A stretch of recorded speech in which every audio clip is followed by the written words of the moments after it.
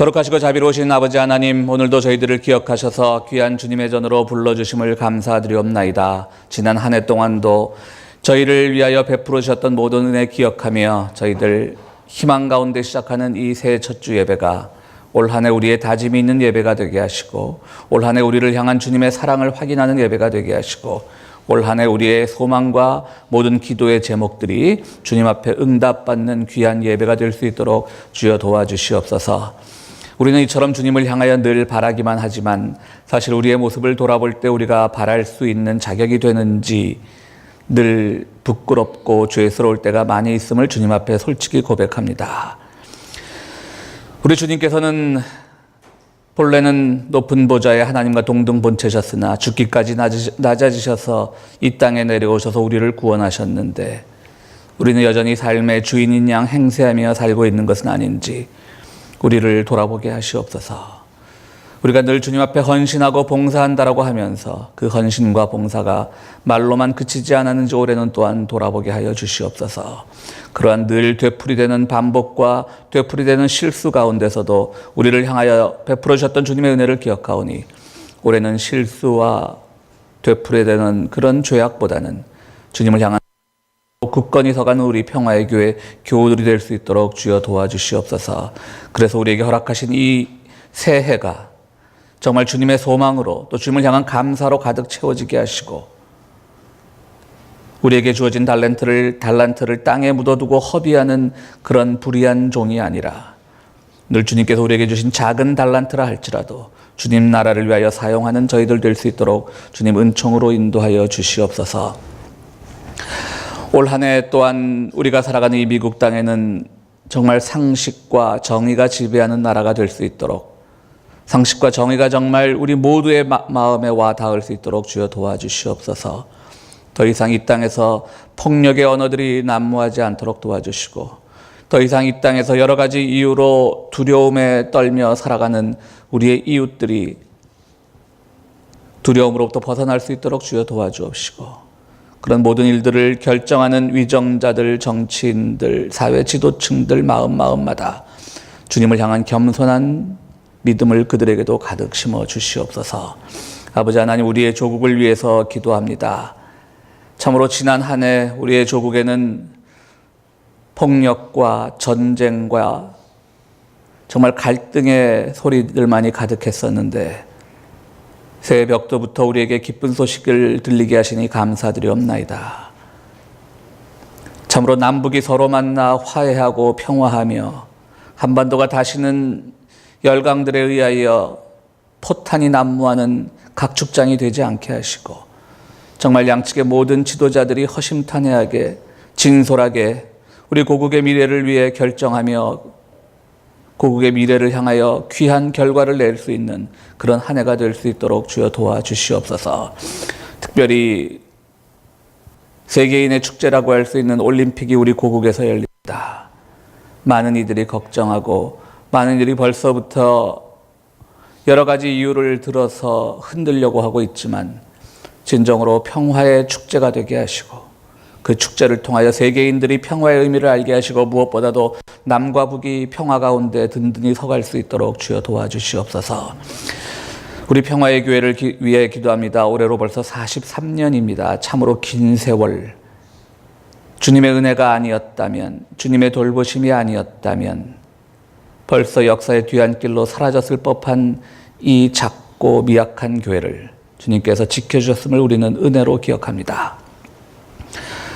올해도 저희가 여러 가지 어려운 가운데 시작하지만 주님의 사랑으로 올 한 해도 우리 교회를 지켜주시고, 그래서 우리 교회가 더욱더 주님께서 우리에게 주신 사명이 무엇인지를 실천해 나가는 교회가 될 수 있도록 주여 도와주시옵소서. 그러나 새해 이 기쁜 자리에도 함께하지 못하는 병석에 누워있는 우리 교우들 기억하여 주시고, 올 한 해는 정말 병석에서 일어나서 우리가 함께 사랑의 교제를 나눌 수 있는 그날이 속히 올 수 있도록 주여 도와주시옵소서. 오늘 새해 첫 주 우리와 함께 예배드리는 우리의 자녀들 기억하시고, 이 자녀들 정말 세상에서 말하는 왜곡되고 그릇된 신앙교육이 아니라, 그들을 세상을 향하여 눈멀게 하고 세상을 향하여 귀닫게 하는 신앙교육이 아니라, 그들을 자신들만의 어떤 일신상의 안일만을 위하여 신앙을 이용하는 그런 신앙교육이 아니라 우리 평화의 교회를 통하여 참된 신앙교육이 이루어지고 있사오니 주여 우리 아이들의 미래도 주님께서 축복하시고 보장하여 주시옵소서. 아버지 하나님, 오늘 우리가 함께 말씀을 나눌 때 주의 은혜 함께 나누기를 원합니다. 예배 끝 시간까지 또 우리에게 주님의 크신 사랑을 내려주시옵소서. 이 모든 말씀 우리 주 예수 그리스도 이름으로 기도드리옵나이다. 유럽의 이 계몽주의와 합리주의, 세속주의 열풍이 불면서 제일 큰 타격을 입은 것은 특히 가톨릭의 수도원들, 가톨릭 교회들, 그때까지만 해도 유럽에서 개신교는 아주 미약했기 때문에 주로 가톨릭의 수도원들이나 이런 성당들이 많은 타격을 입었습니다. 사람들은 반종교적인 사회 분위기 속에서 교회를 많이 떠나게 되었죠. 이 어려운 그때 수도원이 아주 경치 좋은 산 속에 위치한 수도원이 하나 있었는데 수도원도 여러 가지 운영난을 겪게 됩니다. 수도사들이 다 떠나게 되고 수도원을 향한 외부에서의 헌금도 끊어지고 지원금도 끊어지고 이제 수도원에는 수도원장을 비롯해서 함께 모두 5명만의 수도사가 남게 되었습니다. 수도원장이 보니까 답답한 겁니다. 한때는 정말 이 많은 수도사들 그리고 주일이 되면 또 이 수도원의 미사들이 이루어오는 많은 신자들로 가득했던 우리 수도원이 이제는 다 늙어가는 5명의 수도사들이 서로 마주보고 있으니까 얼마나 자신들도 안심했겠어요. 수도원장이 고민 끝에 마침 그 산속 오두막에 혼자서 수행하고 있는 랍비를 찾아갑니다. 참 우리가 요즘은 이제 다 화해 평화 분위기 때문에 그렇지만 그때까지만 해도 이 정통적인 기독교에서 유대교를 볼 때는 정말 상종할 수 없는 사람으로 보았던 그런 시절이 있었죠. 근데 얼마나 답답했으면 그것도 혼자밖에 안 남은 그 랍비, 그 시나고그에 혼자밖에 안 남았는데 그 랍비를 찾아갑니다. 그래서 이렇게 말합니다. 정말 어렵습니다. 수도사들이 주니까 제 영혼도 피폐해지는 것 같습니다. 이제는 이 미사에 참석하는 사람도 없습니다. 그러니까 랍비가 이렇게 대답합니다. 나도 마찬가지입니다. 동병상련입니다.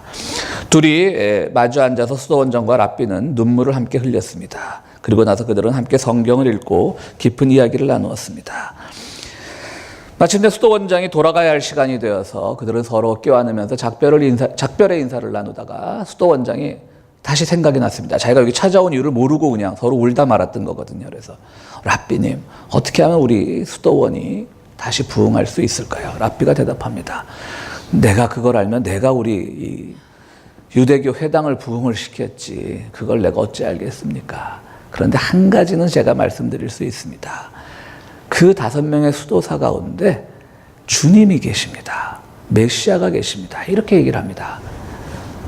수도원장이 그걸 들고 눈이 번쩍 뜨였습니다. 아니, 우리 가운데 주님이 있다니. 돌아와서 나머지 4명의 수도사들에게 얘기를 합니다. 랍비로부터 가서 많이 들은 얘기는 없는데 우리 그냥 서로 부둥켜갖고 울다 왔는데 마지막 떠날 때 나한테 우리 가운데 주님이 있다 그러시네?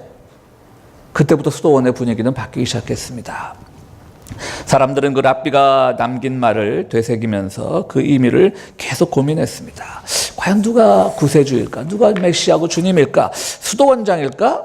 수도원장은 그럴 능력이 있어. 30년 이상을 이 수도원을 이끌어왔으니까. 근데 그 사람은 독선적이라 아닐 거야. 막 하다 보니까 그의 장점과 단점들이 다 보이는 겁니다. 토마스 그 수사를 말하나? 토마스 수사는 경건하고 덕망이 높은 사람이니까 그럴 수 있어. 그런데 고집이 좀 세. 엘레드 수사를 말하나? 엘레드 수사는 때때로 변덕을 부리곤 하니까 참 나쁜 좋은 성격의 소유자는 아닌데 하지만 다시 생각해보면 우리들에게 많은 상처를 주고 고통을 주었지만 그가 하는 말은 항상 옳았어. 빌립 수사를 말하나? 그는 너무 소극적이고 존재감은 없었지만 그래도 보이지 않는 곳에서 그는 열심히 일을 했어. 서로가 자꾸 서로를 주님이라고 생각을 하는 겁니다. 그런데 이 수도원의 분위기가 바뀌기 시작했습니다. 사람들은 처음에는 상대방의 장점과 단점을 동시에 보다가 그가 주님일지도 모른다라고 생각하니까 그가 가진 단점이 주님의 품성으로 보이기 시작했습니다. 동시에 자기가 아직은 깨우치지 못했지만 정말 예수님이 세례 요한으로부터 세례받을 때 하늘에서 성령이 비둘기같이 내려온 그런 현상이 없었기 때문에 아직 자기가 주님인 줄 모르지만 내가 재림 메시아일 수도 있어, 이런 생각이 들지 않겠어요? 그러니까 자기의 행동 거지도 다시 고치어먹게 되고 자기도 더 성찰하게 되고 더 많이 기도하게 되고 그렇게 됐다고 하는 것입니다. 그러다 보니까 보이지 않는 어떤 선한 기운이 그 수도원을 감싸게 되고요. 본래는 사람들이 그 수도원이 그 아주 풍경이 좋은 산 속에 있어갖고 그 수도원 근처까지만 놀러 왔다가 이 수도원에는 들어가지 않고 다 돌아갔는데 어느 날부터 이 아름다운 숲속에 놀러 왔던 젊은이들이 수도원에 하나씩 둘씩 찾아오기 시작하고 그 중에는 수도사가 되겠다라고 결단을 하고 수도사가 되는 사람도 있었다고 합니다. 정말 이 계몽주의와 합리주의, 세속주의 분위기 속에서 문을 닫아가던 이 수도원이 어느 날부턴가 갑자기 선한 기운이 감싸지면서 새로운 사람들도 늘어나고 수도원이 다시 활기를 찾았다라고 하는 얘기입니다. 스캇 팩이라고요. 유명한 정신과 의사지만 실제로는 신앙의 서적들을 많이 쓴 스캇 팩이 쓴 평화 만들기라고 하는 책에서 따온 내용입니다. 스캇 팩은 이 예화를 통해서 공동체가 어떠해야 되는가를 우리에게 설명을 하고 있습니다. 정말 이 공동체라고 하는 것은 그들이 서로가 서로를 메시아로 여길 때 그 상대방의 장점만 보게 되는 그런 선한 결과도 나오고 동시에 내가 메시아일 수도 있다라고 하는 생각 속에서 자기의 삶도 고쳐서 또 자기의 인생관도 바꿔서 살아가게 되는 그런 결과이기 때문에 공동체는 매우 공동체에 있어서 이렇게 서로가 서로를 사랑하는 것은 매우 효과적이라고 스캇 팩은 결론을 내리고 있습니다. 수도원 하면 여러분 무엇입니까? 수도원 하면 영적으로 묵상하고 수도사들 얼마나 경건합니까? 쫙 수도복 입고 노동하고 성경을 읽고 그것이 수도원의 본질입니다. 그런데 그 수도원의 본질이 지금 심각한 위협을 받고 있었습니다. 말은 쉽게 수도원에 수도사가 줄면 어때? 우리끼리만 경건하면 되지라고 세상 사람들은 그렇게 말할 수 있겠지만 막상 당해보십시오. 그렇죠? 우리 평화의 교회 늘 우리 대표 기도할 때 우리는 적지만 그렇지만 사실 당해보면 그렇지 않거든요. 적으면 힘들거든요. 교회 재정도 힘들고 누가 보기도 그렇고 그게 현실이잖아요. 그러니까 비본질적인 문제에 자꾸 고민을 하게 되는 거예요. 근데 그 비본질 문제를 해결하다 보니까 누가 우리 중에 주님이 있을지도 모른다 그랬어요. 그것도 어찌 보면 비본질적인 문제예요. 어찌 보면 이단스럽기도 한 거예요. 그죠? 우리 가운데 재림 메시아가 있다? 굉장히 비본질적인 문제예요. 그런데 이 비본질적인 문제에 신경을 쓰다 보니까 오히려 본질적인 것도 더 풍성해진다라고 하는 것이죠. 어거스틴 그 초대 교부였던 어거스틴의 유명한 말이 있지 않습니까? 본질적인 것에는 일치를, 비본질적인 것에는 관용을. 서로 좀 비본질적인 건 서로 달라도 받아들이자는 거죠. 관용을. 그 다음에 모든 것에 사랑을. 아마도 이 수도원은 그 어거스틴의 그 정신을 가장 잘 실천한 수도원이 아닌가 생각됩니다. 그렇기 때문에 사람들이 어찌 보면 서로가 서로를 메시아라고 생각하는 것이 수도원의 본질과는 상관없는 일이지만 그런 비본질적인 일에 있어서 서로가 서로를 관용하고 격려하며 자기를 성찰하자 수도원의 분위기도 바꿨다라고 하는 것입니다. 그렇습니다. 오늘 우리 2018년을 열면서 오늘 이 예화가 다소 길게 제가 예화를 소개를 해드렸는데요. 이 예화가 우리 평화의 교회를 또 2018년 평화의 교회를 이끌어 나가는 예화가 되기를 바랍니다. 사실 우리는 본질적인 것에 있어서는 늘 우리는 세상 모든 교회들이 정말 개인의 영성, 개인의 어떤 복을 바라는 기복신앙에 빠져 있을 때 우리는 그렇지 않다라는 것을 자부심으로 믿고 살아왔지만 동시에 비본질적인 것들이 우리를 힘들게 했던 것도 사실이잖아요. 이제는 좀 더 우리의 본질에 있어서는 자부심을 가지되 비본질적인 서로 사랑하고 격려하고 함께 나누고 우리의 교우 하나하나가 정말 메시아일 수 있다는, 주님일 수 있다는 그런 마음으로 살아간다면 그 비본질적인 것이 우리의 본질도 더욱더 풍성하게 하고 더욱더 열매 맺는 본질로 바꿔줄 줄로 믿습니다. 우리 데리다라고 하는 유명한 프랑스의 철학자가 있는데요. 이 데리다라고 하는 사람이 에르곤 또 파레르곤 이 두 개념을 소개합니다. 에르고는 작품이란 얘기입니다. 뭐 그것이 시일 수도 있고 소설일 수도 있고 뭐 음악일 수도 있고 뭐 그림일 수도 있고 에르고는 작품이란 말이고요. 파레르곤이라고 하는 것은 그 분위기, 그것을 둘러싼 주변 환경을 말합니다. 예를 들어 어떤 작가가 뭐 고통을 이겨내고 마침내 승리하는 그런 소설을 썼다라든가 아니면 그런 그림을 그렸다든가 그랬을 때 우리는 그 작품 자체도 물론 에르곤도 봐야 되지만 그가 이 작품을 만들기까지 어떠한 삶을 살았고 그의 그 주변 분위기가 어떠한 것인가. 그건 사실 비본질적인 거잖아요. 화가에 있어서 가장 본질적인 것은 그림이고 소설가에 있어서 가장 본질적인 것은 소설이란 말이죠. 그런데 그것보다는 이 데리다라고 하는 사람은 그 작품을 잘 이해하기 위해서는 그가 어떤 삶을 살았는지 혹은 그가 어떤 시대적 상황 속에서 이 소설을 혹은 이 그림을 그렸는지 그거를 알아야 된다라고 데리다라는 얘기를 합니다. 그래서 그것이 해석학이라고 하는 분야에서 아주 중요한 개념인데요. 파레르곤이 오히려 에르곤에 개입을 한다 이런 말을 해요. 아까 우리 수도원 예화처럼 실제로 비본질적인 것이 본질적인 것에 개입을 한다라고 하는 얘기죠. 쉽게 말하면 메시지가 있고 메시지를 전하는 메신저 역할을 하는 뭐 것이 사람이 될 수도 있고 여러 가지 상황이 될 수도 있는데요. 어느 게 더 중요하냐라고 묻는 겁니다. 아무리 메시지가 좋아도 이 메시지를 전하는 메신저가 불신을 주면 진실이 전달되기 어렵습니다. 반대로 메시지는 형편없는데 메신저가 신뢰를 주면 믿게 되어 있습니다. 그것이 좀 더 나쁜 방향으로 나가면 어떻게 되는 거죠? 사기가 되는 겁니다. 사실은 야, 여기 투자하면 돈을 벌어. 이 메시지는 전부 누가 봐도 거짓말이잖아요. 뭐 누구나 쉽게 돈 벌면 그 사람이 혼자 돈 벌지 왜 다른 사람한테 소개를 하겠어요. 그렇죠? 그런데 그런 뭐 어디 뭐 이런 뭐 다단계나 뭐 이런 왜곡된 거 뭐 다단계라 다 나쁜 건 아니죠. 그것도 하나의 뭐 파이낸스의 한 방법이긴 하니까요. 근데 그 왜곡된 많은 사람들에게 속는 이유가 그들의 그 아주 달변, 그 선전 막 이런 데 많이 속잖아요. 그 사람들이 메시지는 별 보려는데 메신저한테 속아 넘어가는 거예요. 참 중요하죠. 그게 어렵죠. 메시지가 중요할까 메신저가 중요할까. 이 두 개는 에르곤과 파레르곤처럼 아주 잘 조화를 이루어야 되는 겁니다.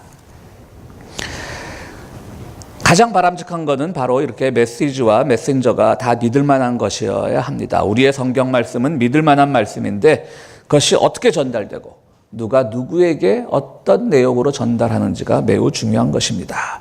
오늘 사도 바울은 하나님의 말씀을 전하는 이 메신저로서의 자기의 고충을 우리들에게 이야기하고 있습니다. 잘 알다시피 사도 바울은 고린도 교회를 세웠습니다. 그런데 이 고린도 교회에서 들리는 소문을 듣다 보니까 사람들이 파벌이 나눠져 있는 거예요. 바울파. 바울이 세웠으니까 그럼 뭐 바울파. 하나로만 되면 차라리 좋겠는데 또 거기 또 갑자기 뭐 그리스도파가 있어요. 그럼 바울파도 뭐 그리스도를 얘기하지 않았다는 말인가? 그리고 또 베드로파가 있어요. 그때 또 아볼로파가 있어요. 아볼로파는 그 요한의 신학을 계승한 사람들이에요. 네 파가 맨날 싸우니까 고린도전서를 쓰면서, 그러니까 고린도전서라고 하면 고린도 교회 보낸 첫 번째 편지잖아요. 그걸 막 쓰면서 그럼 파벌이 뭐냐? 다 그리스도 안에서 하나 되라. 열심히 이제 사도 바울이 멀리서 편지를 쓰면서 그들을 격려하고 달래고 그랬어요. 그런데 이 고린도 교회에서 이상한 소문이 들려옵니다. 사도 바울을 음해하기 시작하는 겁니다. 사도 바울을 막 욕하는 소리가 들립니다. 저 사람은 가짜 사도라는 말이 막 들리는 겁니다. 거기다가 오히려 그 사람들이 사도 바울을 가짜 사도라고 말하는 사람들이 오히려 고린도 교회의 주체가 되고 있다는 소식을 듣고 얼마나 마음이 아팠겠어요. 그래서 바울은 눈물로 호소를 합니다. 신학자들에 따르면요, 고린도 교회에 보낸 편지가 고린도 전서 후서 2개가 아니라 3개라고 말합니다. 그게 다 전달이 지금까지 전승이 되었으면 고린도는 전후서로 나눠지는 것이 아니라 고린도 1서, 2서, 3서가 되었겠죠. 그럼 신학자들이 왜 이런 뭐 터무니없는 주장을 하는 것이 아니라 그 2서는, 그러니까 두 번째 쓴 편지는 아직 남아져 있지 않기 때문에 그냥 신학자들이 눈물로 쓴 편지라고, 고린도 교회를 향해서 눈물로 쓴 편지라고 이렇게 이름을 붙였는데요. 신학자들이 이걸 추정할 땐 이렇게 추정하는 겁니다.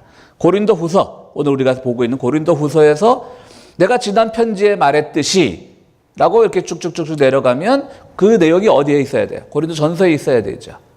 그런데 그 내용이 고린도전서에 없어요. 신학자들은 그렇게 연구하는 겁니다. 그러니까 괜히 자기 어떤 막연한 추측으로 하는 것이 아니라 그러니까 굉장히 성경을 열심히 보는 분들이 신학자인 거예요. 그래서 많은 신학자들이 고린도서는 본래 1, 2, 3서가 있었다. 그런데 2서는 남겨져 있지 않았다. 사도 바울이 눈물로 제발 좀 고린도 교회여 그만 싸우고 제발 좀 진정해라 제발 내욕 좀 하지 마라 막 눈물로 호소한 편지니까 나중에 고린도 교회 교인들이 그걸 보고 창피해. 우리가 정말 이렇게 잘못했었구나 그러고 그 편지를 소멸시켜버렸다라고 하는 그런 추정도 남아 있습니다. 어쨌든 사도 바울은 이 고린도 교회에서 들려오는 소식들이 좋은 소식들이 들려오지 않으니까 제자 디도를 보내서 고린도 교회 상황을 알아보라고 시킵니다. 당시 사도 바울은 에베소에 머물고 있었는데요. 에베소와 고린도의 거리는 당시 교통편이 없을 때니까 걸어서 한 3, 4일이라고 합니다. 그 시대 사회에서 3, 4일은 먼 거리가 아니죠. 걸어서. 그럼 사도 바울이 직접 다녀올 수도 있습니다. 그런데 디도를 보냈다는 것은 사도 바울도 두려웠던 거죠. 내가 갔다 정말 그들한테 돌이라도 맞는 거 아닌가? 계란이라도 맞는 거 아닌가? 그 디도를 슬쩍 보내봅니다. 사도 바울 참 영리한 사람이죠. 슬쩍 보내는데 디도가 돌아와서 반가운 소식을 전합니다. 선생님, 생각보다 그렇게 문제는 심각하지 않습니다. 아마 디도가 스승을 달래기 위해서 했던 말일 수도 있고 진짜로 심각하지 않았을 수도 있겠죠. 그렇지만 사도 바울은 그 분노를, 그도 인간인지라 분노를 누를 수가 없어서 이것들이 나를 배신해? 하고 누를 수가 없어서 고린도 후서를 써내려가기 시작한 겁니다. 오늘 우리에게 전해지는 두 번째 편지를 써내려가는 겁니다. 그 부분에서도 오늘 우리가 읽은 부분이 바로 아주 뛰어난 부분입니다. 우리 김영호 장로님 본문 한번 다시 띄워주시겠어요? 장로님 본문 한번 다시 띄워주세요. 장로님 이제 기상하시고. 그거 말고요. 그건 말고. 고린도 후서 본문. 예. 내가 자랑하려 하더라도 진실을 말할 터이므로 어리석은 사람이 되지는 않을 것입니다. 그러나 자랑은 삼가겠습니다. 그것은 사람들이 내게서 보거나 들은 것 이상으로 나를 평가하지 않게 하려는 것입니다. 여기서 메시지의 중요성을 얘기하고 있죠. 하나님 말씀을 오라. 내가 잘 전달했어. 그런데 자랑은 하지 않을게. 난 정말 정확하게 전달했거든. 그리고 내 삶을 보면 알잖아. 나는 에르곤에서도 정확했고 파레르곤에서도 정확했어. 이 얘기를 하는 겁니다. 자랑하고 있는 거죠, 사실은. 그래도 얘기합니다. 내가 받은 엄청난 계시들 때문에 사람들이 나를 과대평가하는지는 모릅니다. 그러니까 자기가 과대평가 받을 자격이 충분히 있다고 얘기를 하는 거죠.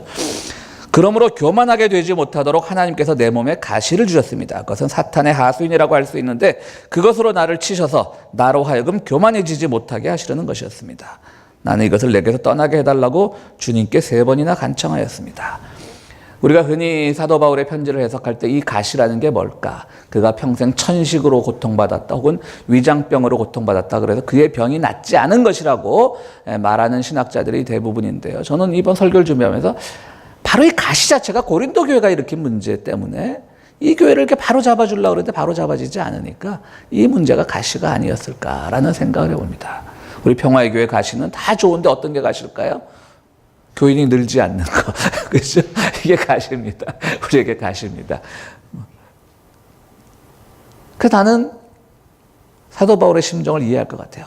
그렇게 교인을 늘려달라고 그렇게 기도를 했는데 나를 교만하지 못하게 나를 치셨구나. 그러면서 더 이상 욕심내지 마라.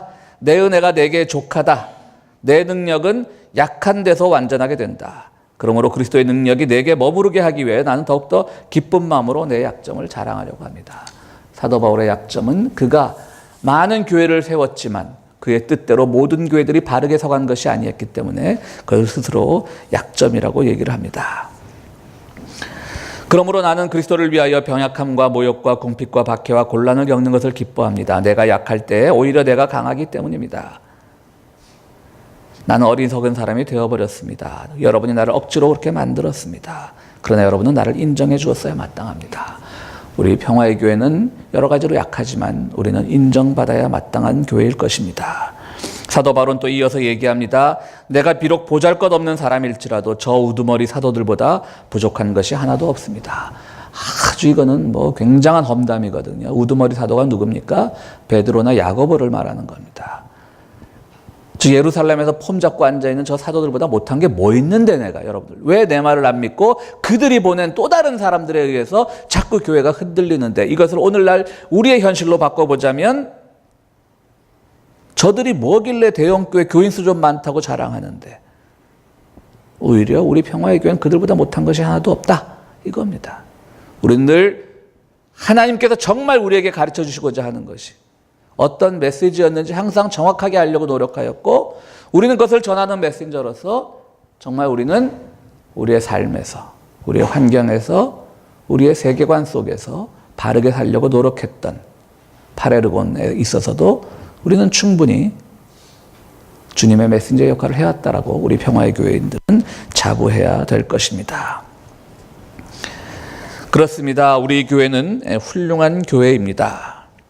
올해는 우리 교회가 하나님의 정확하신 그 가르침, 메시지에 충실하면서 동시에 그것을 어떻게 전하는지 우리의 역할, 그것이 더욱더 잘 전달되기 위해서는 우리가 서로 비본질적인 것에 있어서 서로 격려하고, 비본질적인 것에 있어서 서로 교류하고, 독선적으로 물론 내가 하나님의 본질적인 말씀에 가장 충실할 수 있다는 것은 누구나 인정하지만 그것이 잘 전달될 수 있도록 비본질적인 메신저 역할을 잘하는 우리 성도들이 되기를 바랍니다. 그러기 위해서는 정말 우리 주님께서 가르쳐 주신 것이 무엇인지, 정말 우리가 세상에서 복받고 세상에서 그냥 우리가 뜻한 대로 기도한 대로 다 되는 것이 신앙의 본질인 것인지, 우리가 혹시 그 일을 위한 사도 메신저 역할을 하고 있는 것은 아닌지 돌아보면서 여전히 우리 이 시대에 아직도 우리에게 주어진 일들은 많이 있습니다. 우리 평화의 교회에 주어진 사명들은 많이 있다라고 생각을 합니다. 우리는 하나님을 믿습니다. 왜냐하면 하나님께서 우리에게 전해주신 말씀이 바로 진리이기 때문입니다. 그 메시지가 곧 진리이기 때문입니다. 동시에 저는 하나님이 우리 평화의 교회를 믿는다라고 생각을 합니다. 메신저로서의 역할을 잘 하기를 바라는 그 믿음 말입니다. 하나님은 올 한 해도 우리 교우들을 믿을 것입니다. 그러기 위해서는 우리 모두가 서로에게 단점이 있지만 우리 모두가 서로를 주님이라고 신뢰하는 마음이 필요합니다. 사도 바울은 고린도 후서에서 신뢰를 강조합니다. 내가 여러분에게 못한 것이 무엇이 있습니까? 라고 얘기를 합니다. 오늘 우리가 서로가 신뢰하면서